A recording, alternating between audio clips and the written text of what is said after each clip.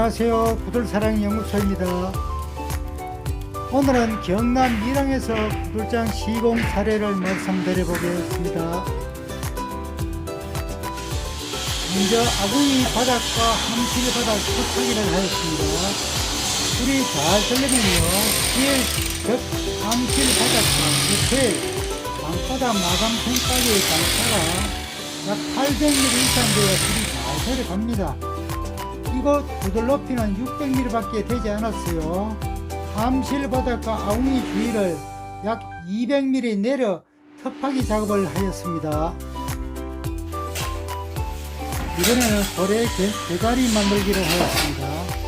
고래 개가리는 고래 속 냉기와 습기를 가라앉히는 역할을 하며 굴뚝에서 들어오는 역풍을 방지하는 효과도 볼 수 있습니다. 고래 계절의 깊이는 통상적으로 800mm 정도 깊어야 계절의 역할을 할 수 있으며 꿀도 잘 빨려 들어갑니다.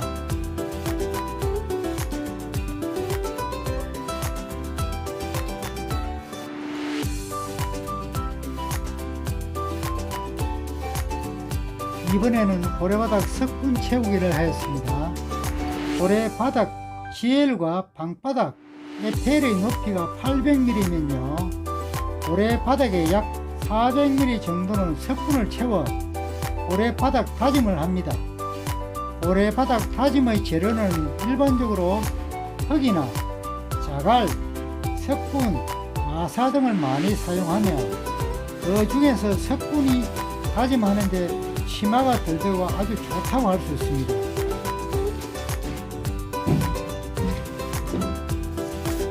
이번에는 함실 만들기를 하였습니다. 함실은 난방 전용으로 방 깊숙이 만들어야 불을 펼 수 있어 방 전체를 골고루 따스하게 할 수 있습니다. 함실의 폭이 너무 넓으면 장작의 불림이 퍼져가지고 불을 멀리 보낼 수 없어 아르목 위주로 따스합니다. 함실의 폭이 400mm 이내여야 장작이 서로 겹쳐 화력이 정대되어 불림이 강하게 위까지 불열을 보낼 수 있어 거단 구들방을 만들 수가 있죠. 이번에는 고임돌 쌓기를 하였습니다. 고임돌용으로 적합한 재료는 벽돌, 블록, 적벽돌, 여화벽돌을 주로 사용하며 벽돌이나 블록은 열에 취약하므로 함실 주위는 적합하지 않습니다. 땅 속에 묻히는 부분은 블럭이나 벽돌을 사용해도 무방하지. 고임돌용으로 주로 적벽돌을 가장 많이 시공합니다. 또한 여화벽돌은 함실 만들기 할 때 사용하면 좋습니다. 왜냐하면 함실의 온도가 800 내지 900도이므로 여화벽돌로 시공하면 좋다고 할 수 있지요. 고래 불패기를 하였습니다. 고임돌을 쌓고 고래 불패기를 잘 해야 방이 골고루 따스합니다. 보통 고래로 고임돌을 쌓고 구들장을 덮을 때는 방 가장자리가 냉골인 경우가 많습니다. 반드시 방 가장자리로 고래 불패기를 해야 방 전체가 따스한 구들방이 되지요. 아궁에서 들어온 열은 굴뚝에서 가장 가까운 곳으로 빠져나가려고 합니다. 불패기를 하지 않으면요, 좌우 벽체 쪽은 열이 전달되지 않아 냉골이 되기 쉽지요. 이번에는 황토 몰타를 배합하였습니다. 황토 몰타 배합은 모래, 황토, 수사 등을 섞어 믹서기로 잘 배합하여 사용하면 됩니다. 황토의 점성에 따라서 모래 비율을 맞춰 나가면 됩니다. 배합된 황토 몰타는 시금단 미장이 할 때나 고임돌 조직할 때 사용하면 됩니다.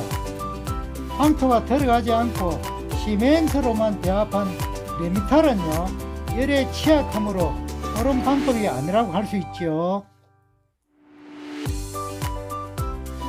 이번에는 식은담 이장하기를 하였습니다. 식은담은 벽체에 붙어있는 구들장 받침용으로 아래목은 낮게, 윗목은 높게 조작하여 경사지게 쌓아야 합니다. 구들방에 연기가 새기 쉬운 것이 식은나무로 식은남 백체에 반드시 항토 몰탈 미장을 하여 연기로부터 안전한 항토 구들방이 됩니다. 이번에는 구들장 덮기를 하였습니다. 구들장용으로 널리 사용하는 재료는 하산성인 현무암을 구들 시공자가 많이 사용합니다. 옛날 구들장인 구정형은요, 새침을 잘해도 열에 의해서 수축 팽창하므로 연기가 셀 우려가 많습니다. 요즘에는 옛날 구들장을 잘 사용하지 않지요. 현무암은 연기 잡기도 쉽고 추결 기능도 뛰어나 가장 많이 사용하는 구들장이라 할 수가 있습니다. 거미줄치기, 일명 새침이라고도 하지요. 거미줄치기 하는 이유는 구들장과 구들장 사이 틈을 연기가 새지 않도록 메워주는 작업을 말합니다.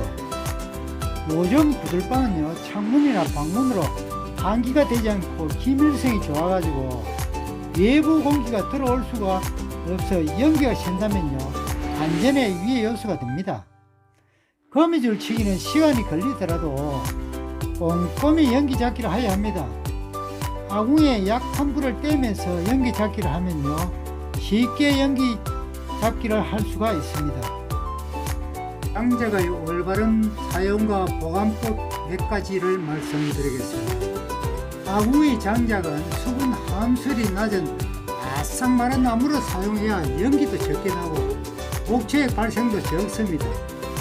그리고 굴뚝에 연기가 많이 나는 이유는요, 나무가 젖어 있거나 아궁이와 고래 속에 섭이 많을 경우입니다. 그리고 바싹 마른 장작을 떼면요, 완전 연소가 되어 연기가 아주 적게 나고 목체액으로 인한 굴뚝이 지저분하지 않습니다. 그리고 나무는요, 연소 과정에 일산화탄소를 배출하는데 젖은 나무일수록 독성 배출을 많이 합니다. 그리고 농사 폐기물을 많이 뗀 곳은요, 고래 속 구들장 밑에 끓임이 뭉쳐 고래 막힘의 원인이 됩니다. 그리고 마지막으로 장작 보관은 비를 맞지 않게 보관해야 열 효율도 좋고 장작도 오랫동안 탑니다. 연도 만들기를 하였습니다. 연도의 위치는 줄기초 중간 부위가 적당합니다. 연도를 낮추면요, 열 정체 시간을 늦추어 열 손실을 다소 방지할 수 있으며, 높이면 불은 잘 들어가나 열이 빨리 굴뚝으로 빠져나가 열 손실이 많다고 할 수 있습니다. 통상적으로 중간 부위 연도 설치가 안 맞다고 할 수 있지요. 방바닥 미장하기를 하였습니다. 한쪽 촉을 미장 시 방바닥 마감선 20cm를 남겨두고 와이어 메시를 바닥에 깔고 항토 몰타를 배합하여 30cm 이내로 미장을 합니다. 이때 주의할 사항은요, 촉을 미장 시 배합을 치르게 하면 수분이 급속히 증발하여 거북등같이 갈라짐이 발생합니다. 마무리 미장은 촉을 미장하고 습기가 약 80% 마른 상태에서 미장하면요, 촉을 미장과 부착이 잘 됩니다. 방바닥 미장 후 약 3일 정도는 자연 건조시키면 크랙도 방지하고 좋습니다. 마지막으로 굴뚝 만들기를 하였습니다. 굴뚝의 높이와 크기에 대해서 말씀드리겠습니다. 굴뚝이 너무 높으면 비오는 날 습도가 높거나 차가운 날씨에는 굴뚝에 냉습이 가득 차서 촛불을 피울 때 불이 잘 들지 않고 밖으로 내칩니다. 그러나 한번 불이 들기 시작하면 잘 빨려 들어가지요. 북부 지방은 굴뚝대가 높았고 남부 지방은 낮았습니다. 그리고 굴뚝의 지름이 250mm 이상 크면 외부의 역풍에 취약하여 불이 바람에 의해 아궁이 밖으로 내칠 수가 있습니다. 그리고 열 손실이 많아 장작 소멸하기도 많지요. 그리고 방 크기에 따라서 굴뚝대의 그 지름은 150에서 200mm가 알맞습니다. 그리고 그 세부적으로 3평 이하는 150mm, 3평에서 5평은 175mm, 아섭 이상은 200mm가 적당하고요. 굴뚝대의 높이는 처마선에서 1m 내외가 적당합니다. 이상으로 구돌사랑연구소에서 말씀드렸습니다. 감사합니다.